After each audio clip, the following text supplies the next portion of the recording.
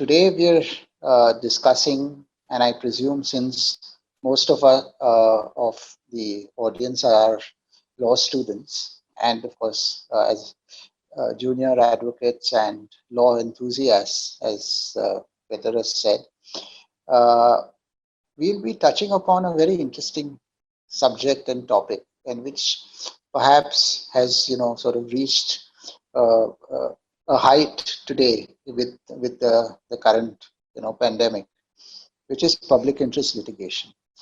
So I'll be uh, actually completing 25 years of practice next year. So I said, let me discuss and talk about something that I got into quite by chance. My practice area when I qualified, and as Petra said, was labor and service law to begin with, and then in it's sort of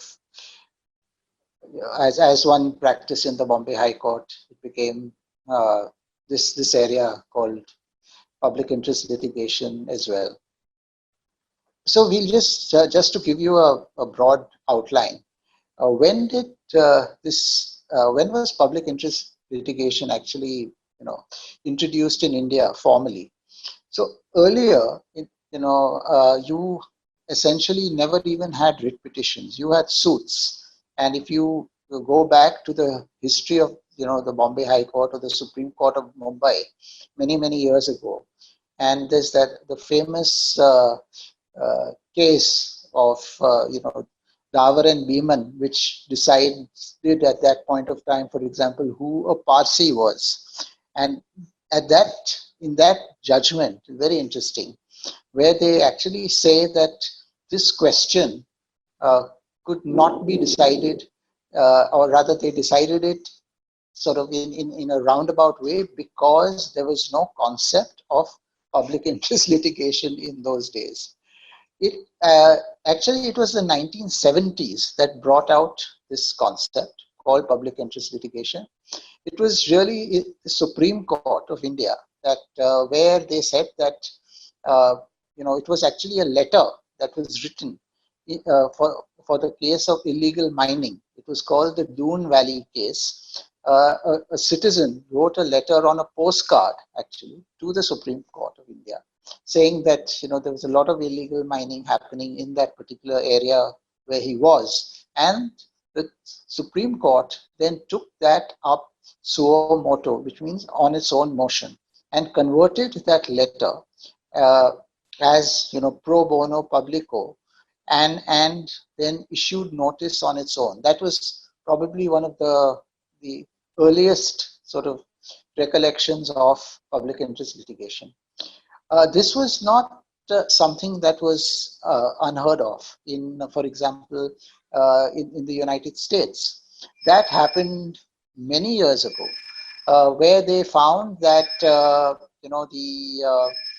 in New York, for example, the Supreme Court actually decided a particular case and said that it was a case of insolvency actually, where they said that a person went to court and said that he did not have the money to hire a lawyer, and because he was insolvent, and he was, in fact, he did that saying that I am writing to the court to please take this up on not only for me but even for another for people who are insolvent, and by a decision of, I think, 6-1 or 7-1, I forget the exact ratio. The Supreme Court in the United States at the early part of the last century took it up, and that is how public interest litigation was born. Uh, Coming to my sort of tryst with public interest litigation, it actually started in a very interesting way. Uh, you know, as a city in Mumbai, we've had automobile pollution being a real sort of major problem. And it was, in fact, in 1998 that residents of the Chembur area, they clubbed themselves into what was known as the Smoke Affected Residents Forum. And they filed a petition based on what happened in fact in Delhi, where a very well-known advocate, Mr. M.C. Mehta, actually took up this issue of public interest litigation, saying that the air pollution levels in Delhi was very, very high, and that something needed to be done. And several orders were passed at that time against the Delhi Transport Corporation, or the famous Blue Line buses, as they were called. So a similar petition was filed in Mumbai, and again, what happened was, I was briefed with my senior and somebody else to in fact appear for the BEST. And I remember those were, we didn't have cell phones, nothing. And the then Chief Justice, who was hearing the matter, said something which was, absolutely shocking as a young lawyer. He said, yes, BEST, perhaps you are slightly better than Bihar State Transport Corporation. And, we really don't think that you should be able to, you should function because your buses are polluting. So they want, because you must also remember the auto rickshaws, and of course you had the famous 137 diesel Fiat taxis at that time, which was spewing smoke. So I remember rushing, with coins in my pocket to the nearest telephone booth in the High Court library and calling up the general manager legal and telling her that, Madam, I think the court wants to shut your transportation department down. And she was like, oh my God, now what do we do? So we then started researching on this. And I'm really going to say something which is very interesting. And when we researched, so CNG was extremely expensive, and it was not available, very freely in India. But what happened was that we were able to convince the court that the BEST used to run its buses, and they used to change their engines almost every 3 to 4 months because of the wear and tear. And they were slowly moving at that time from the Euro 1 to Euro 2 and phases like that. And they said that it was extremely important to have these the mechanics were looking into it, and it would they really managed to sort of change the engines, and the maintenance was very, very good. And that is the reason why we asked the court for more time, so that we could slowly shift to CNG. And I must say that while arguing, of course, saying that yes, we were concerned for the environment, but allow us certain amount of time for it. The court gradually accepted this particular argument, and then finally a sort of a schedule was laid down, and as a result of that, the BEST got time to convert its entire fleet to CNG. Several years later, I think the same general manager actually came and said that, thank you for saving our fleet, because if we had to shut down, they run 3,500 buses. In 1 year, they do about almost half the distance from here to the moon. So imagine, and that interestingly, I was reading that the amount of buses has not gone up since 1998. So that was my sort of first introduction to public interest litigation. Now, what is really the difference? Why is this, when you file a regular writ petition, under Article 226 or 227 of the Constitution, you file a petition based on, your personal grievance against the government. So that is the reason why it has now been bifurcated from a regular petition that you have to a public interest litigation, where you are filing something not only on behalf of yourself, but several others who are either equally affected or a set of people who otherwise cannot be represented in a given case. So that is the reason. There are now, of course, the Bombay High Court and several other courts have very detailed rules. I'll come to that at a little later. So, this was my first introduction. This was very quickly followed by another case where there was an orthopedic surgeon, a Parsi doctor, Dr. Sarosh Mehta. He came to meet me, and he said that what had happened in his case was, he again, Mumbai Suburban Railways, he saw one of the most horrific rail accidents. So he said that by the time he got down from the train, and since he was a qualified orthopedic surgeon, he was absolutely appalled, because he said that the victim was actually picked up and quite, in a manner which was very rough. He was put on a stretcher which had paper and not even a cloth. He was put into an auto rickshaw and taken to a government hospital. So please remember, those were the days where there was no right to information. So he went to the nearest, at that time, the Railway Commissioner's office in Churchgate, and he asked them. He said, "Tell me, what is the statistics of persons who fall down from a railway accident on our suburban railway tracks?" And the answer that he got was absolutely terrifying. He said, they told him that 50% of the persons who fell or had an accident never got up. So that means it was 1 out of 2 persons who actually survived. So he spoke to a lawyer. He went and they filed a petition in the Bombay High Court. Now, what happened that day was very interesting, I believe. His lawyer could not show up in court. And, for those who've seen the central court of the Bombay High Court, courtroom 46, by the time he went, he couldn't hear what happened, and his case was dismissed for default. So he asked the person in the court, some of the officers and others, said, "Now what am I supposed to do?" They were all very sympathetic because they too traveled by train, most of them.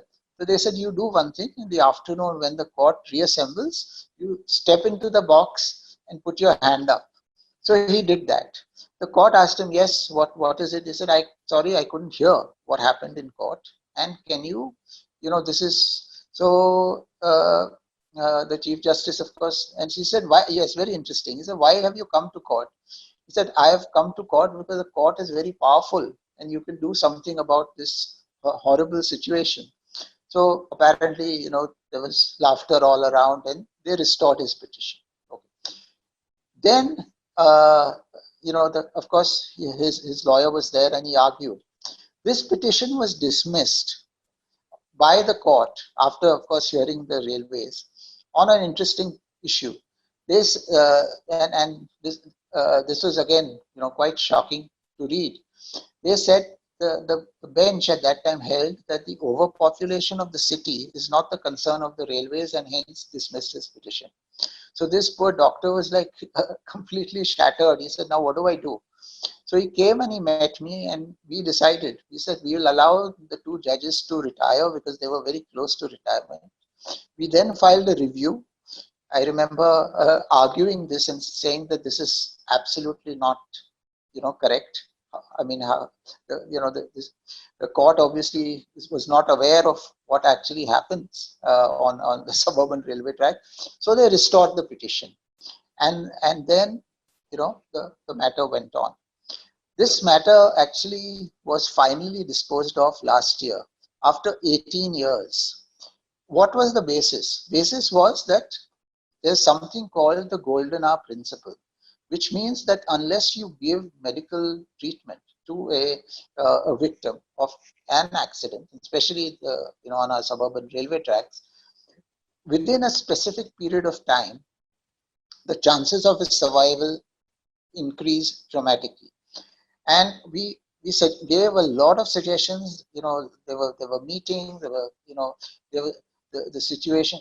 We had to have ambulances. Then, for example, medical rooms. And interesting part was the railways were not ready to accept the fact that they had to bear certain burden of responsibility. And that took a lot of time to actually change their thought process on something as simple as that. And the death rate was 10%, 10 persons dying regularly every single day. Just now when in the pandemic we're sort of screaming that so many people were dying there. At an average, if somebody was dying, it was considered fine, all right, normal. So you have to understand it in that way. The railways opposed the fact that the medical rooms should be available, and they took the matter to the Supreme Court. In fact, by I think yes, 2006. I'll just jog back for a while. 2006, when we had the blasts on the railway station in Mumbai in July of 2006, I moved the court again, saying that we don't have, emergency medical treatment, even in such, for disaster management. The court again issued a whole list of guidelines. And then they said, okay, we are disposing of this petition and we hope that the railways will act.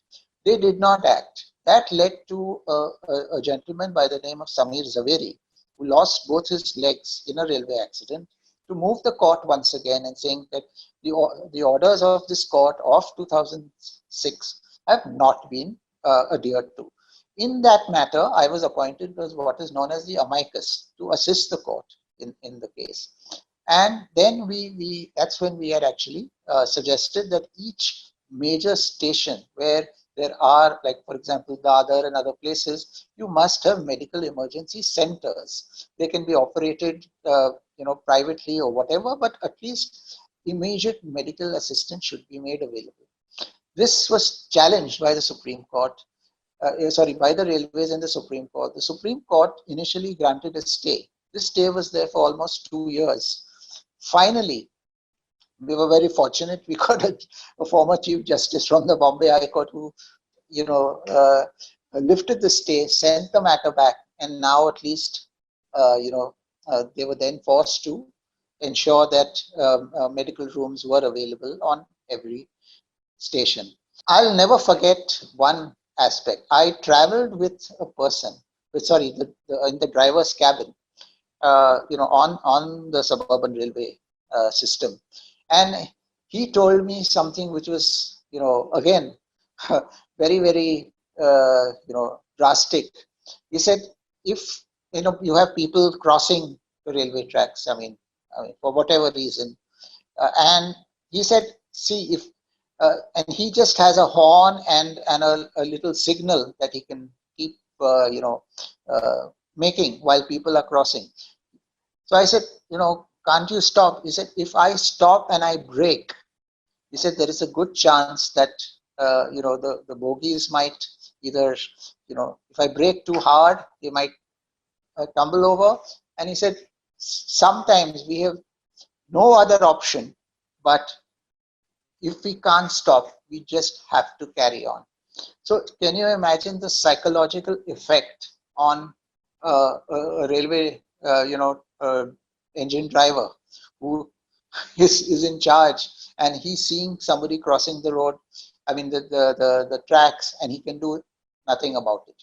So spare a thought for him in case somebody is deciding to cross the tracks to reach a place early. So that is that.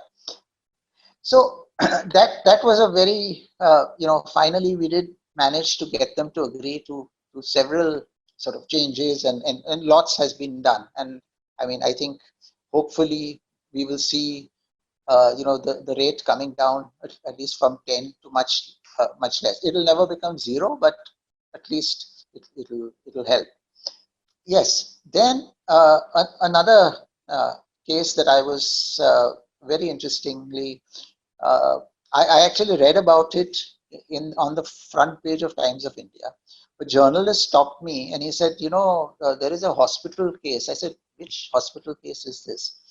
So he said, no, you've been appointed as amicus. So I said, then I actually had to, I went and I read the Times of India and I found that this was in 2000, I think 3 or 4. Yes. So, and this is relevant to even what is happening today.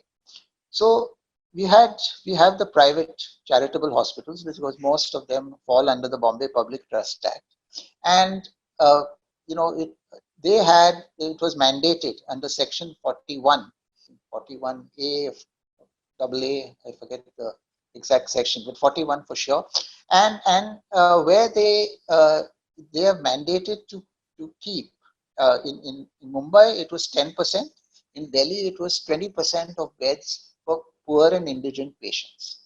Now, in a case like that, what we found was, in fact, we had a meeting with the charity commissioner, and he said, no, we find that a lot of these hospitals are not, adhering to that rule.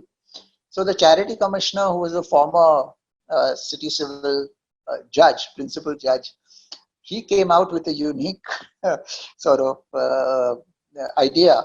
He said, I will send somebody from the charity commissioner's office in slightly torn clothes to the hospital and ask that I should get admitted for so-and-so treatment.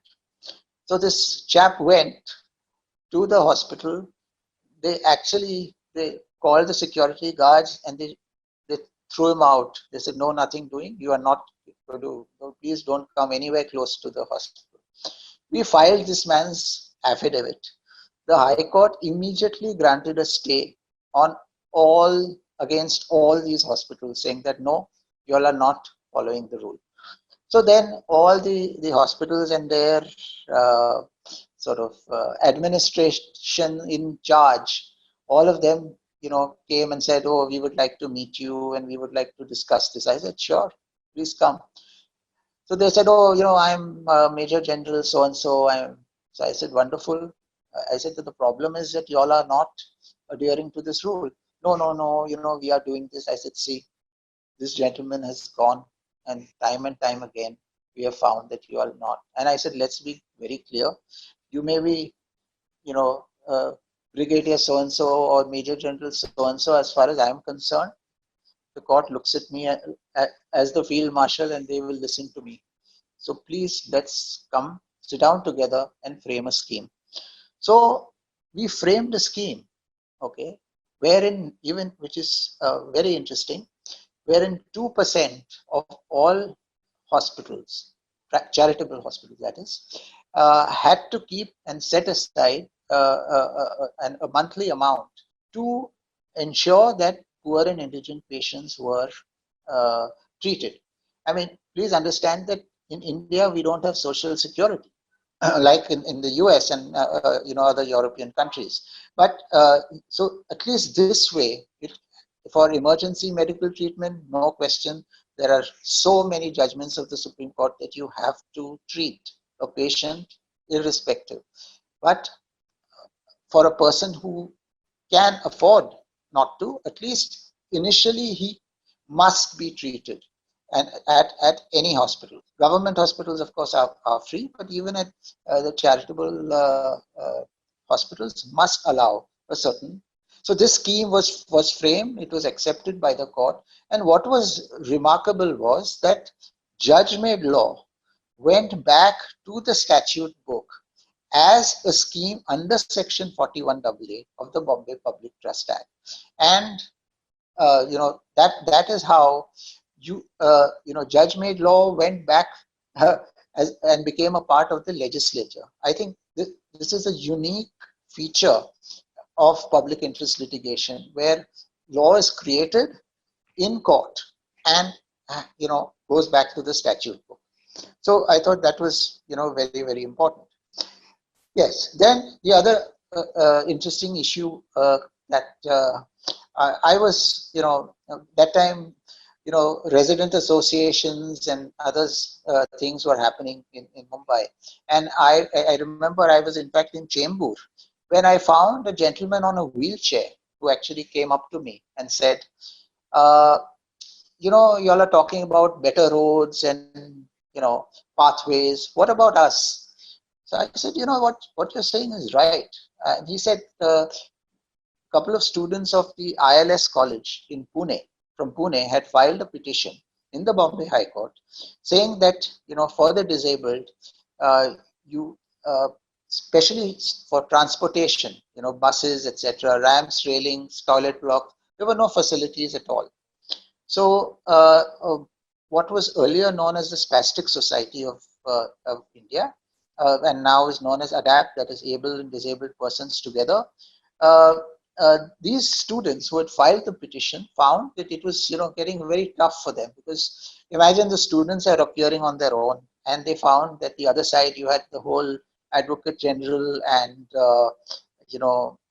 people like that with this whole government state machinery opposing them. So initially, I think if I mistake not, that time our Justice A.P. Shah was the acting Chief Justice, and he granted a stay saying that all further purchases of buses had to meet the standards under the Persons with Disabilities Act. So I remember we said, okay, we will intervene, and because they said we want the disabled person's perspective in the matter. So I said, fine. Now, on the day in which this we had filed an application for intervention, I remember Nilesh and Nino Kevlani are the two applicants. And remember, those days there was no problem about security, so a taxi could come right into the High Court. Now, from the ground floor, okay, to be put into a lift, to be brought to the first floor, and then to be brought to the court, it took them close to 45 minutes to an hour. And I was getting a little, concerned. I said, we should not miss this opportunity to have your application heard. So after making the submissions on their behalf on merits, I just, out of sort of something sort of snapped within me, and I said, my lord, there's one other aspect that I'd like to bring to your attention. I said, it took these two persons, the applicants, 45 minutes to 1 hour to reach this court from the ground floor. And we pride ourselves as the best high court, and I may have sounded contemptuous at that stage. I said, best high court this side of the Arabian Sea, but please look at what the difficulty it has taken the citizen who is disabled to actually reach the court. Oh, the court looked at me and they frowned and all that. Okay. Now I waited because I had some other matters in that court, but I think 1 or 2 matters later they called me back and they said, Mr. Mistry, what you've told us has really shocked our conscience, and we've directed the prothonotary, who is the administrative officer of the High Court, to immediately allow the use of the judge's entrance for persons with disability. Now, I thought that was wonderful because it showed, sensitivity of the court and the fact that, they wanted to make a change immediately. Now, that then led to other aspects. So, this is again really funny and in fact hilarious. So our advocate on record, he brought it to my attention. He said, just see what they've done. They're cement concreted the steps on the litigant side, put a rickety railing and said, put a sort of a little arrow saying ramp. I was absolutely appalled. I went back to court, that same day that he pointed this out, and I said, I'm really sorry. I said, an able-bodied person will get a very high percentage of disability if he uses something like this. I said, this is not a ramp. This needs to change. So the Chief Justice, the then Chief Justice, called me in this chamber and he said, yes, you are right, but what do we do? I said, there are architects who are specialists in this. Why don't we call them? We invite them, let them take a look, and let them have, make a ramp, railing and toilet blocks, at least to begin with, for the High Court and so many other public buildings which they have to do under the Act. So they invited them, they ensured it, and then several years later, I think it was the first time when the judges came out, inaugurated it on the litigant side, and that happened.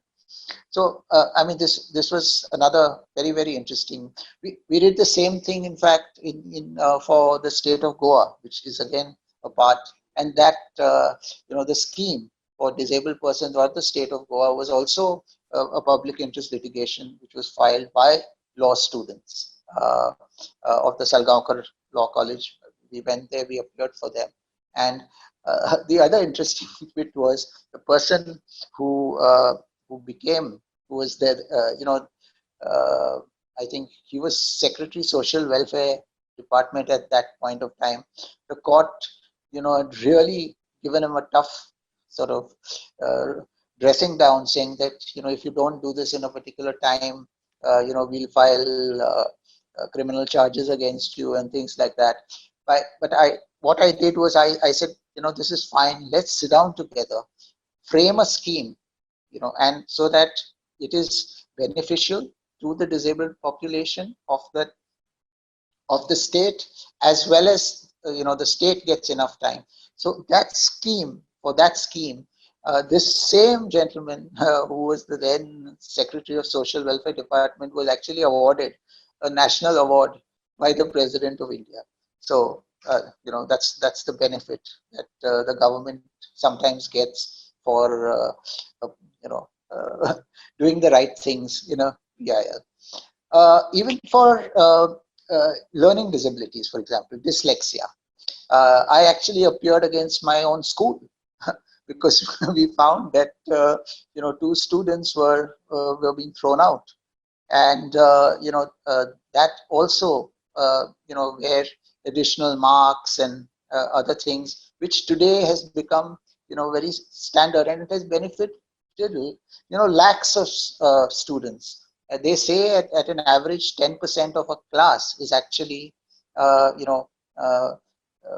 they suffer from dyslexia, dysgraphia, and dyscalculia, and these things sometimes come out right at the end of the 9th standard if they are not discovered in time, and that gives a lot of problems for these students, of course. But now it's properly been recognized and it's been implemented also.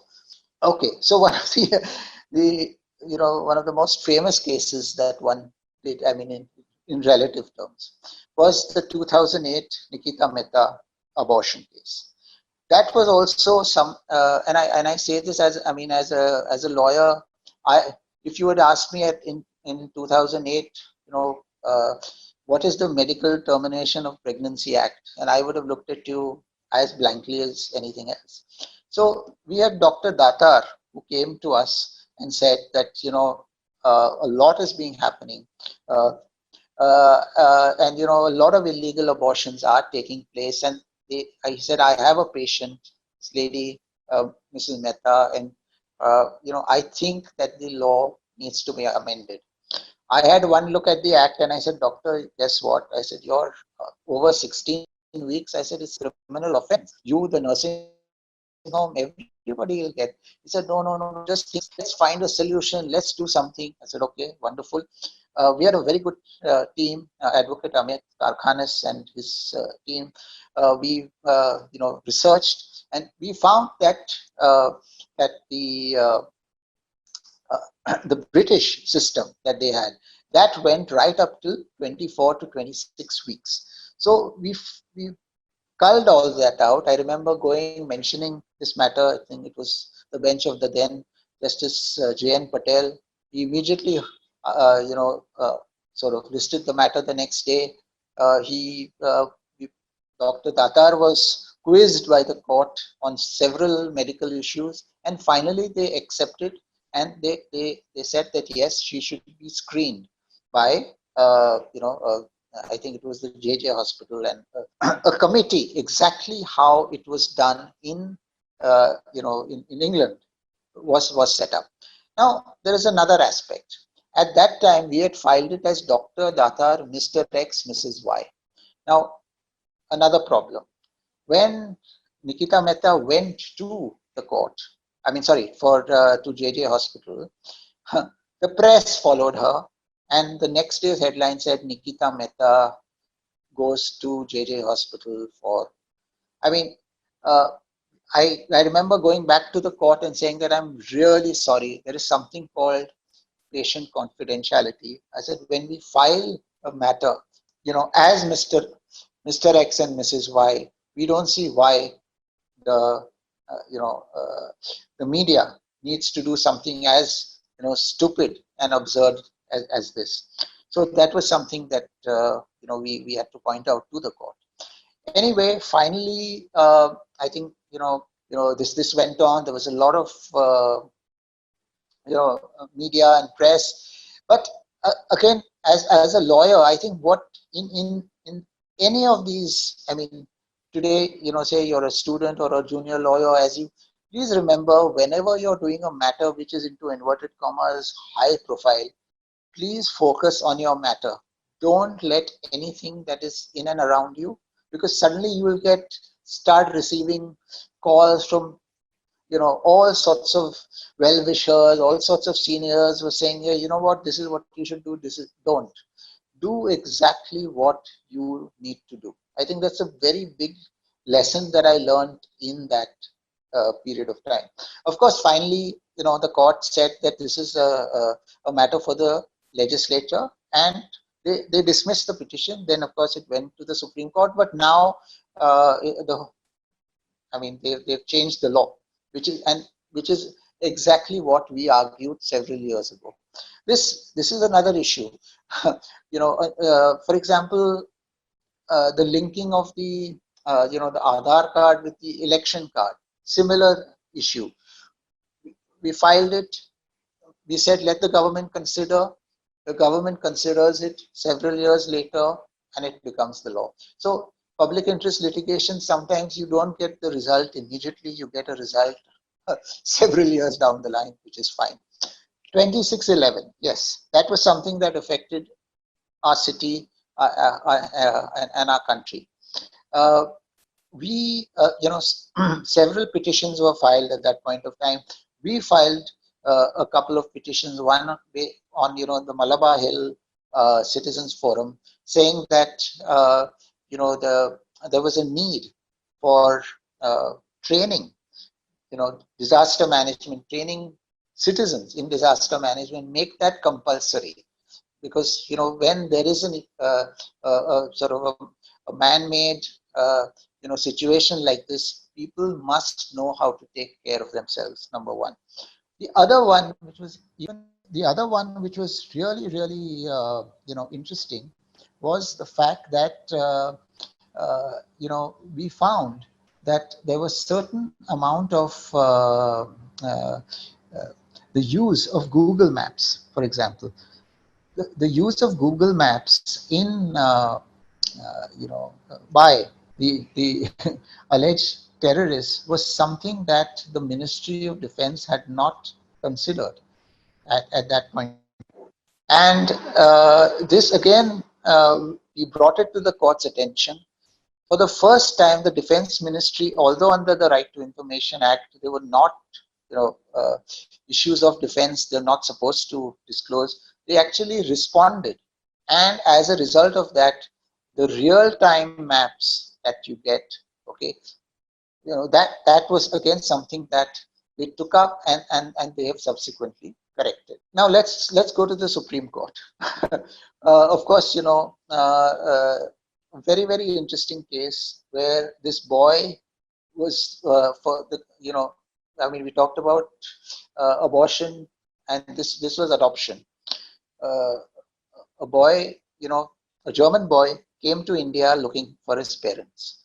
And, he looked high and dry for his mother. He couldn't find her. He said he filed a habeas corpus. The Bombay High Court sort of, dismissed it, rejected it, saying that, you're only doing something to sort of gain publicity, etc. But it went to the Supreme Court. And in the Supreme Court, I mean, this took, I think, almost 5 or 6, hearings. And finally, the Supreme Court directed the police to investigate. They investigated, they found a report, they filed a report, sorry. Once the report was filed, we were not given access to that report. But, I'll never forget, we had, I think, Justice Kaju, Markande Kaju was the chief judge, and I think Mr. From Mr. Salve to Mr. All, sort of made impassioned pleas to him that this is the case where he needs to know, again, because under the Hague Convention, once a child reaches a certain age of maturity, it is his right, fundamental right, to know whom his mother is. And finally, they gave access to that report. And believe you me, I think in 2 or 3 weeks, the social worker was actually able to find the mother. Okay, and that family was united.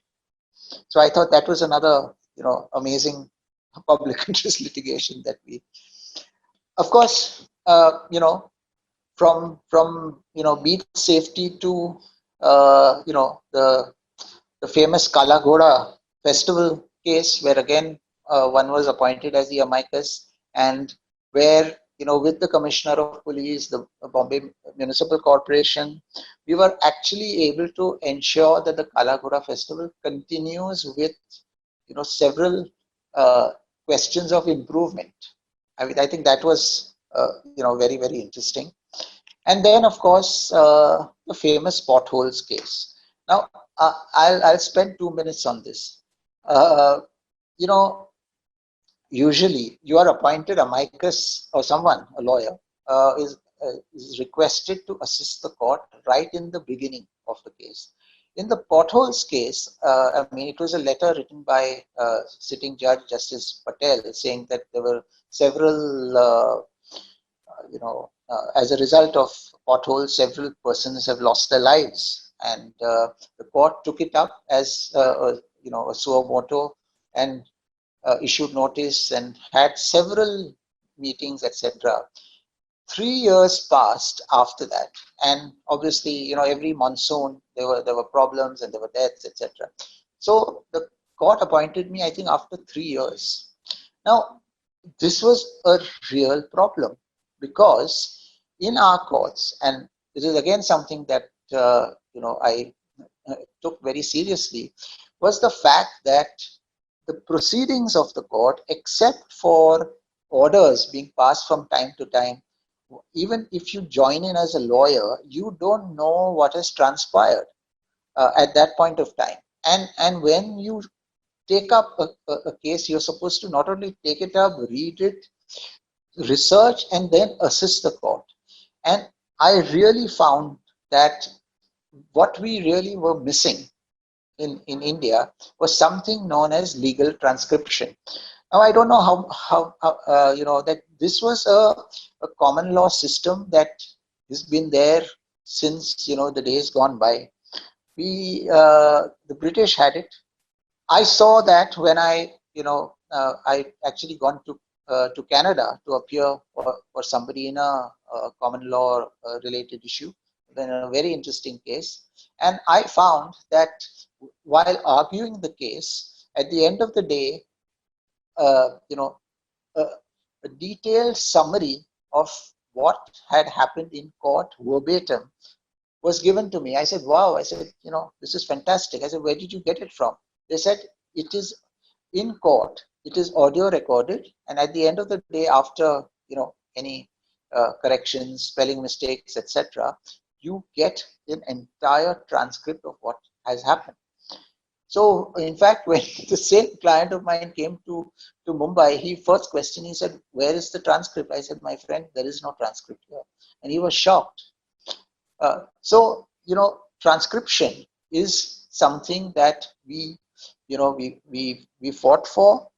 Uh, so as far as the potholes case is concerned, again, there were so many suggestions, etc., that were done, and it's really unfortunate that the courts have to spend so much time for issues like this, which is clearly in the realm of the authorities. I mean, yes, the court has to act.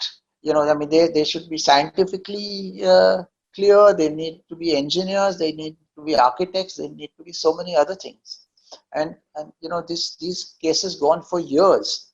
And I think there needs to be a change in that aspect, that where unnecessarily public interest litigation should never take the kind of time that it does. I mean, 18 years for that, potholes took so many years. I mean, there is no need. I think we need to quicken these things up. I will continue talking about legal transcription, because in 2017 there were a couple of cases that were filed directly in the Supreme Court, that is under Article 32, saying that cases should be live streamed. Senior advocate Indira Jaising, Matthew Nidumbara, and so many others also, including a student called Swapnil Tripathi, they filed these cases. In fact, a very good school friend of mine who had a lot of experience internationally, and who was a businessman, I spoke to him and I said, I think it's time that we intervened in a matter like this, saying that there should be legal transcription. And he said yes. He said it's a very good idea. So we intervened, and now of course that case is history, part of history. And the Supreme Court, where Justice Chandrachud actually uses a wonderful word, where they say, to bring in transparency, they say sunshine is the best disinfectant. And the policy on live streaming, and if you read the judgment very carefully, because all our applications have been allowed, is to bring in legal transcription as well.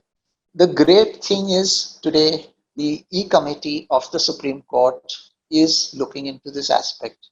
Now, unfortunately, because of the COVID pandemic, you've suddenly gone digital. Now, digitalization again is something which is very interesting. It's not a new concept. It has been there. Various countries have used it at various point of time. Whether it is bail matters, whether motor accident claims. I mean, in Canada, for example, if you are caught in at 2 a.m. at night, a police officer takes you to his car, puts on the television, and offers you what is known as telebail. Okay, so these concepts may sound foreign to India, but I think this is something that we are going to see. We're going to see a huge change in the way with the concept of e-filing and things like that. Yes, I mean, there are people saying that there's nothing better than going to court, being physically present. I completely agree with you. But again, look at the fact that where if it is possible to to argue a case just as I am addressing you now, then where is the difficulty? And and especially please understand, especially in public interest litigation, where most often than not, your client is not going to be able to afford and pay you full fees, unless of course you're appearing for the respondent.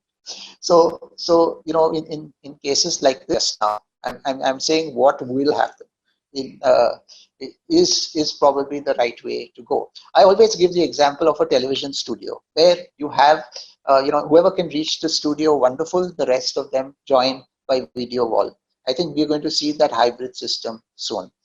So uh, the one other aspect that I must tell you is that, and which Indian lawyers till date, except you have a one sort of odd case where somebody says, oh, we want to file, against China. We don't use the United Nations tribunals or the UN commissions for public interest litigation. If you lose in court, for example, here, okay, and India is a signatory to various treaties, for example, you can approach the United Nations. This is after you have exhausted all your remedies in courts in India. So the first question is, please highlight some key points one should have in mind while filing a PIL. Basically, what really matters to the court when you file the PIL? Like what points or what thinking? A couple of things. I think yes, I did talk about it, but I didn't speak in detail. One is that the fact that as a petitioner, okay, you may be an individual, you may be an association, you may be whoever else. The object, you should be totally clean as far as the court is concerned. When you take up a cause on behalf of not only, and most often, ideally not for yourself and for the larger public good, then you yourself should approach the court totally clean. And I think that is important. So the rules are very important there. The other aspect is that you must, very in great detail, sort of cull out the reasons why you are filing a public. I'm sorry, you must have sent the government a notice saying that you are you have written to them as a demand for justice or whatever, which should be like a summary of your petition, and asking them to correct the anomaly, if any. So that is important. Like in a regular writ petition, how you would send a notice, you should do that. You should, have. So that is, quite often people forget and they go to court directly, and the court says, "Have you written to them?" They say, "No." Oh, so okay. Then you write to them, or this petition will be converted into a representation. So that happens quite often. So that's something that you must always remember. The other aspect is newspaper reports. That is another issue. There are again two there are contrary judgments. Sometimes the court takes suo motu cognizance of a newspaper report and converts it into a PIL. Sometimes you file a newspaper report. They'll say, "Oh, but we can't rely upon it." So this is again something that you need to be careful about. Right to information must be used, because then it is then that you get detailed information, and it is your right to know. They can't say that why do you want this information. It's not their business. Does filing a PIL require you to make a deposit with the court? No. Ordinarily, it does not. Only if the court directs you to. Okay, so that is one. That is usually not the case. I know I have seen cases where they've asked for it, but I think I would like to go a step further. I think at the time where it is filed, and the associate that who looks into your case. Ideally, and of course, e-filing is a different issue, but there also, I think it's very, very easy today to find out whether a case is, frivolous or not. If it is frivolous, of course, they can not only ask you to deposit, they can, penalize you. That is part of the system. But, I think the court should use that power in a very, very discretionary way. Today, unfortunately, citizens have no other option but to go to court. Why would you want to go to court if the authorities acted properly and well? I think so that this is the question. It's not you file an undertaking, yes, that is Yeah, as the part of the PIL rules, right. but it's not sort of compulsory. Absolutely. Can a PIL be filed by Association of Business Industry against the state? If it is in a question of where, for example, say there is an environmental issue, okay, which is likely to affect several people, perhaps where this business entity actually comes out and says that we are doing it not for ourselves, but we are doing it for the yes, although we may be corporate in structure, but this is an issue that we feel affects the general. uh, of course it will be challenged, I'm sure the state and all will jump on them, but it is possible to show that you know uh, I mean today if say FICCI or CII decides, or say another business association or a chamber of commerce decides to file something, but it has to be very very specific.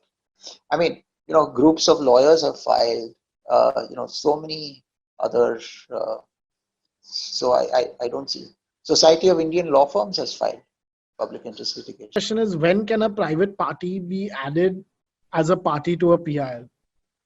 You can add a private party if that party, for any reason, is found to be, violating the law in conjunction with the authority.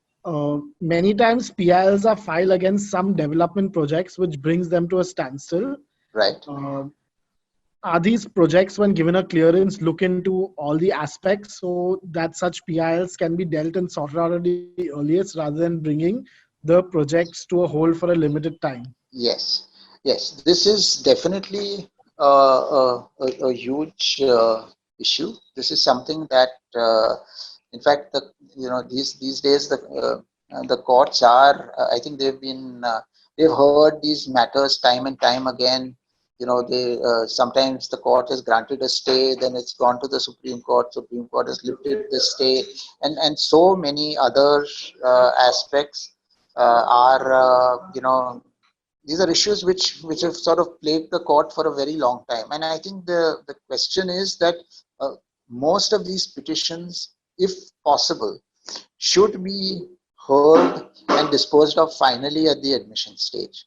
I think if the courts start doing that, it'll help a lot either way. I mean, either the petitioner is right, or the developer is right, and pointless keeping these matters on for a very very long time. But we've seen very interesting twists and turns. You find initially environmentalists saying we're very happy we got a stay. 2 days later the stay is put on its head by the Supreme Court, and you know you suddenly hear a different story. So yeah, I think that the timeline and the time lag is very important in cases like this. What finally happened in the legal transcription case that you spoke of earlier? Okay, so as far as transcription is concerned, yes. So two aspects. One is in the our application in this what is now known as the Swapnil Tripathi case. Our application for transcription was permitted. A similar application for implementation is pending before the bench of the Karnataka High Court. But our suggestions on transcription has been forwarded to the E-Committee of the Supreme Court of India. So I think that's very important. What I forgot to mention, and which I should, that transcription was actually the first instance that we found at least I found, was in the famous Tilak's case in Mumbai, in Bombay, uh, in 1908, where they used stenographers to transcribe. So you find an order that was decided, and after a particular paragraph, you find that the entire the rest of it was transcribed, which is remarkable. Which And this was in an area obviously where there was no computerization, etc. So they used these stenographers to transcribe, and this was followed by the legislature as well. They used to change uh, you know uh, the stenographers every 15 or 20 minutes. This was both in parliament, in assemblies, and where the proceedings were recorded verbatim. So I think and the great thing about transcription, I must tell you, is the fact that you get not only the order. There is, for example, the UK Supreme Court, as well as International Court of Justice, when an order is given out, the transcripts of, I urge the students, etc. Please go and see the International Court of Justice. Every single day's proceedings are beautifully transcribed. There is an option for translation also. You can see it in the language of your choice, and it's available the same day. So you can. It helps a lawyer. It helps the judge. And in fact, in the famous Kulbhushan Jadhav case, when a judge wanted to sort of recuse himself, they said, "Please take a look at the video footage and the transcripts. That is as good as you were present in court." So that's the value that they attach to a transcript.